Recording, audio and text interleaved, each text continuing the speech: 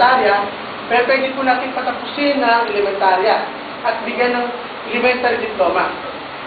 Kaya hindi naman po yung 15 pataas na undergraduate ng high school, halimbawa po yung tumigil ng 3rd year, 4th year, gawa po ng malayo sa paaralan ang kanilang tirahan, pero pwede po yun.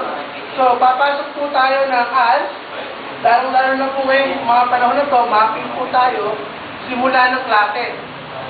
10 buwan po ito. Ang pinaka-test po ay sa October.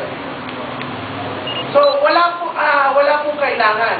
Ang kailangan lang po ay pupunta kayo doon at mag-aaral po at magre-review.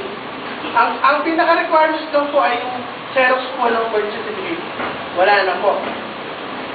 Tapos po, pagkatapos po ng test at may pasan niyo yung exam, bibigyan na po kayo ng high school diploma.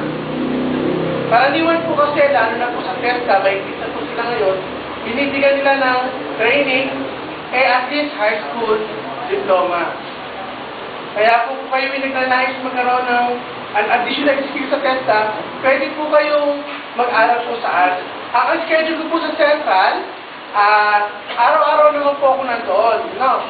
Kakusapin niyo lang po ang ating school ALS coordinator, si Morlani, at saka po ako. So, marami naman po tayong pwedeng ipagawa po. May mga modules po tayo, may mga libro, na pwede niyo po i-take home. Kung kayo po ay sobrang busy. Ang pasok naman po ay at least 2 beses sa isang linggo.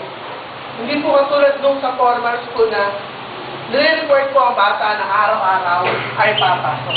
Minsan nga po, sa katulad ninyo may trabaho, kahit isang beses lang, pwede na. Nasa pag-uusap naman po yun. So, yun lamang po ang aking masasabi at pwede sa inyo. Salamat.